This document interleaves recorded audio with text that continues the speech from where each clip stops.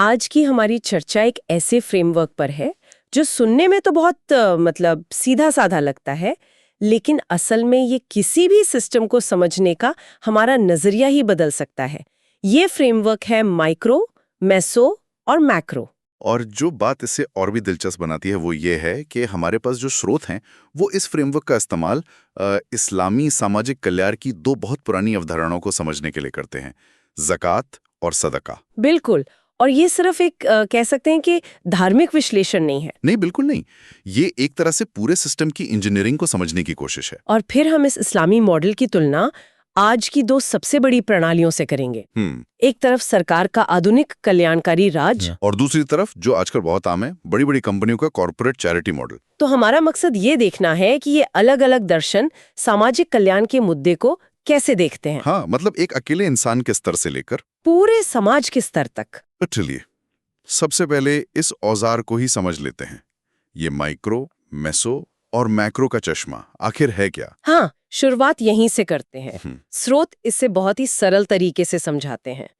किसी भी सिस्टम को 3 अलग-अलग पैमानों पर देखना, छोटा, बीच का और बड़ा। तो माइक्रो से शुरू करते हैं। हाँ। माइक्रो जैसा कि नाम से ही पता चलता है सबसे छोटा, सबसे करीबी स्तर है।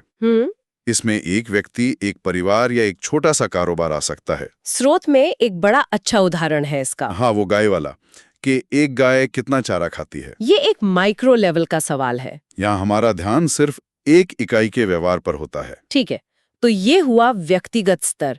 लेकिन समाज तो सिर्फ व्यक्तियों से नहीं बनता, हम समूहों में रहते हैं। तो क्या यहीं पर मेसो स्तर आता है? एकदम सही पकड़ा आपने।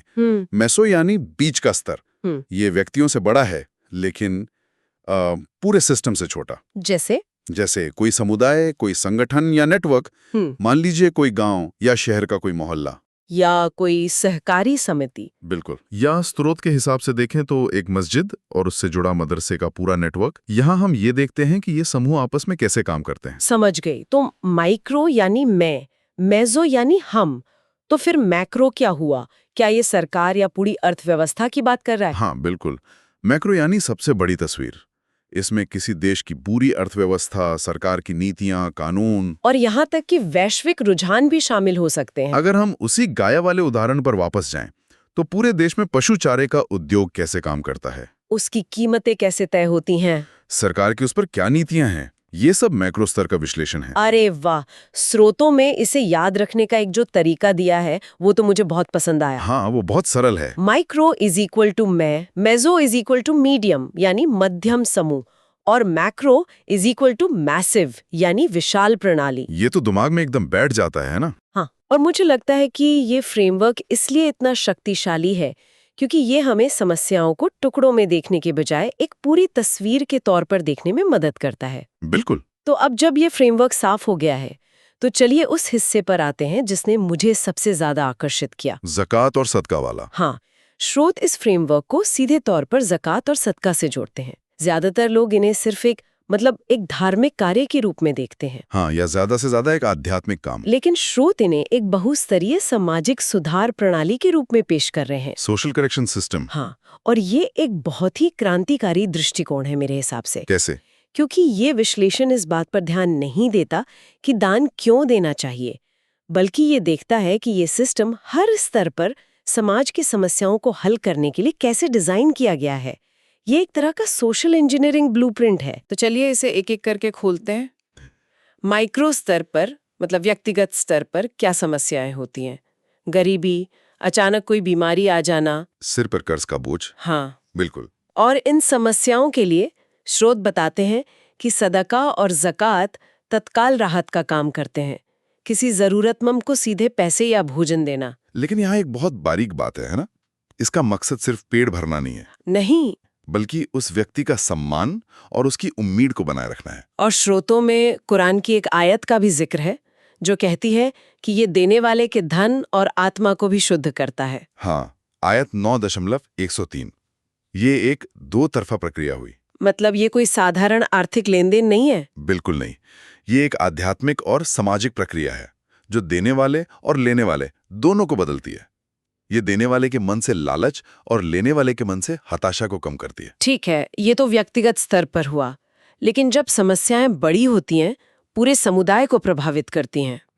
जैसे किसी इलाके में बहुत ज्यादा गरीबी है, बेसहारा अनाथ और विधवाएं हैं, या स्वास्थ्य सुविधाओं की कमी है, तब क्या होता है? हाँ, यहाँ तो एक एक व्यक्ति की मदद करना काफी नहीं होगा। और यहीं पर हम मेजो स्तर पर आते हैं, जहां समाधान ज्यादा संगठित, ज्यादा संस्थागत हो जाते हैं। अच्छा। स्रोत बताते हैं कि इस स्तर पर सामुदायिक ज़कात फंड बनाए जाते हैं, अनाथालय और मुफ्त क्लिनिक चलाए जाते हैं, या ऐसे समूह बनाए जाते हैं जो लोगों को कर्ज से बाहर निकालने में मदद करते हैं। तो इसका लक्ष्य अब सिर्फ किसी एक व्यक्ति की मदद करना नहीं है। नहीं, अब लक्ष्य है पूरे समुदाय में एक स्थिरता और एकजुटता का जाल बुनना। स्रोतों में कुरान की सूरा 9 आयत 60 का भी जिक्र है, जिसमें बताया गया है कि ज़कात का पैसा किन लोगों को मिलना चाहिए। क्या यह उस सामुदायिक संरचना से जुड़ा है? सीधे तौर पर उस आयत में जो 8 श्रेणियां बताई गई हैं, जैसे गरीब, जरूरतमंद, कर्जदार, मुसाफिर और वो लोग जो ज़कात का काम करते हैं, हाँ, वे असल में एक समुदाय के सबसे कमजोर हिस्सों का एक नक्शा है। ये एक तरह से ये सुनिश्चित करने का डिजाइन है कि समुदाय का कोई भी हिस्सा सामाजिक सुरक्षा के इस जाल से बाहर ना रह जाए। ये तो बहुत व्यवस्थित लगता है, लेकिन हम सबसे बड़े सवाल पर आते हैं, मैक्रो स्तर। यहाँ समस्याएं बहुत बड़ी हैं। कुछ ही लोगों के हाथों में देश की ज्यादातर दौलत का इकट्ठा हो जाना, बढ़ती हुई असमानता जिससे पूरे समाज में अशांति फैल सकती है। क्या इस इस्लामी मॉडल में इन प्रणालीगत समस्याओं का भी कोई समाधान है? यहीं पर ज़कात की भूमिका सबसे महत्वपूर्ण और शायद सबसे गलत समझी गई है। स्रोत इसे अनिवार्य धन परिसंचरण तंत्र कहते हैं। मैंडेटरी वेल्थ सर्कुलेशन मैकेनिज्म, ये तो काफी भारी भरकम शब्द है। हाँ, चलिए इसे तोड़ते हैं। अनिवार्य मतलब यह आपकी मर्जी पर नहीं है, ये एक नियम है। ठीक है। और धन परिसंचरण मतलब पैसे को घुमाना, उसे एक जगह रुकने ना देना।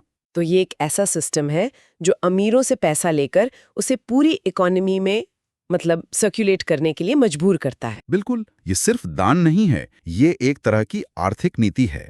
स्रोत जमाखोरी के खिलाफ कुरान की चेतावनियों का भी जिक्र करते हैं। इसका क्या संबंध है? सीधा संबंध है। जमाखोरी का मतलब है धन को रोक लेना, उसे सिस्टम से बाहर कर लेना। ये अर्थव्यवस्था के लिए वैसा ही है जैसे शरीर में खून का जम जाना। अच्छा। ज़कात उस रुके हुए खून को, उस रुके हुए धन को वापस सिस्टम में धकेलती है। और इसके पीछे का जो मूल सिद्धांत है वो कुरान की आयत 59.7 में बिल्कुल साफ लिखा है, ताकि धन केवल तुम्हारे अमीरों के बीच ही न घूमता रहे। हाँ, ये तो सीधे सीधे मैक्रो इकोनॉमिक्स की भाषा है। तो अगर मैं इसे ठीक से समझ रही हूँ, तो सदका ज्यादातर व्यक्तिगत और सामुदायिक स्तर पर काम करने वाली एक लचीली, करुणा पर आधारित व्यवस्था है। सही है। जबकि ज़कात एक अनिवार्य, संरचित व्यवस्था है जो सामुदायिक और खासकर राष्ट्रीय स्तर पर धन के बहाव को बनाए रखने का काम करती है। आपने बिल्कुल सही सार निकाला है। और एक और दिलचस्प बात जो स्रोतों में है, बताइए। ये मान्यता कि गरीबों को भी अपनी क्षमता के अनुसार कुछ न कुछ सदाका देना चाहिए। ये सुनने में थोड़ा अजीब लग सकता है। हाँ, पहली बार में लगता है, लेकिन ये इस पूरे सिस्टम के सम्मान वाले पहलू से जुड़ा है।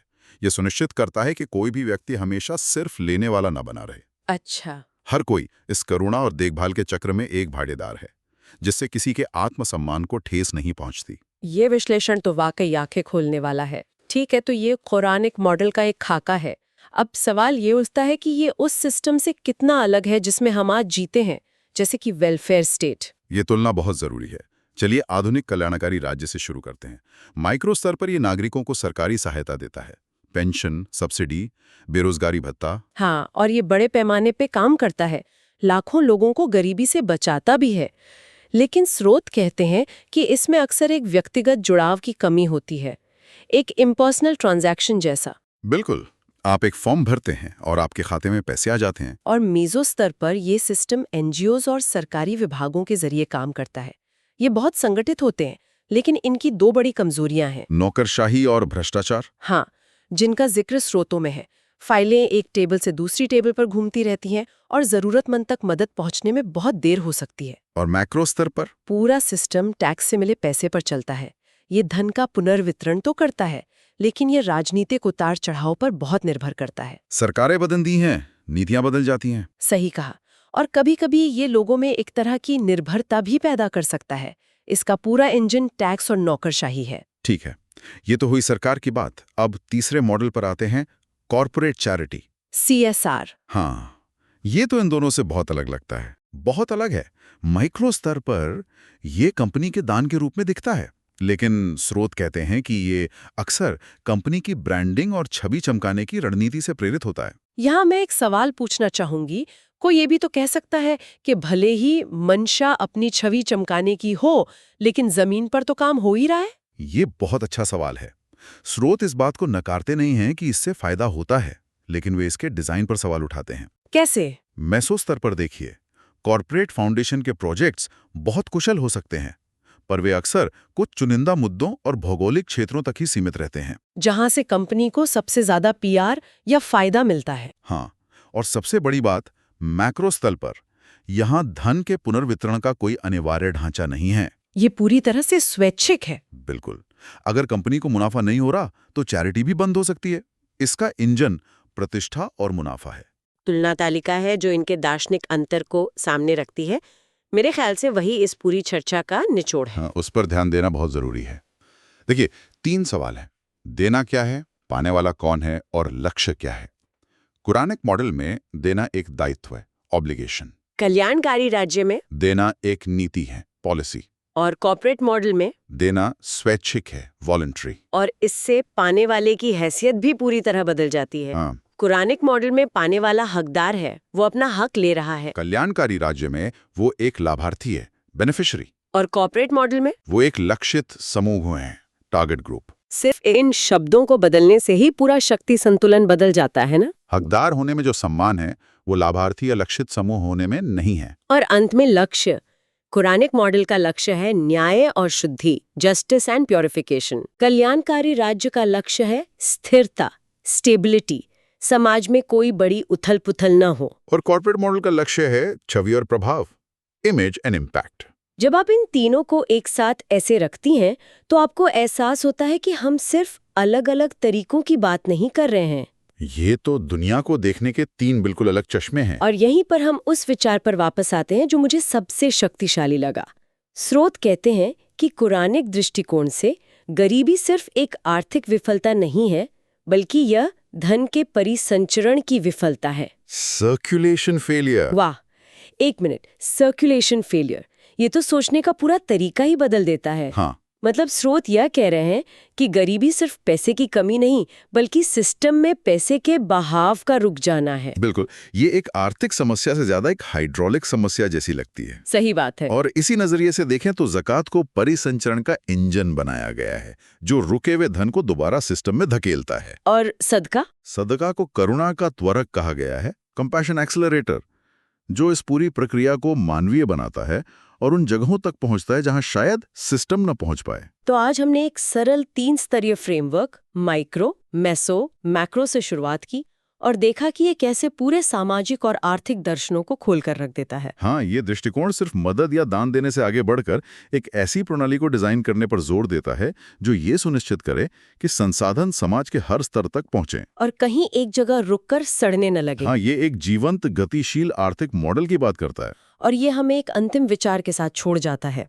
स्रोतों में इस बात का जिक्र था कि शुरुआती इस्लामी मॉडल में ज़कात का वितरण अक्सर मस्जिदों के माध्यम से होता था। हाँ, जो सीधे समुदाय से जुड़ी होती थी और स्थानीय जरूरतों को बेहतर समझती थी। तो यहाँ सोचने वाला सवाल ये उठता है कि आज की इस बेहद जटिल और वैश्विक दुनिया में इस तरह के समुदाय आधारित विश्वास नेटवर्क को फिर से बड़े पैमाने पर कैसे लागू किया जा सकता है।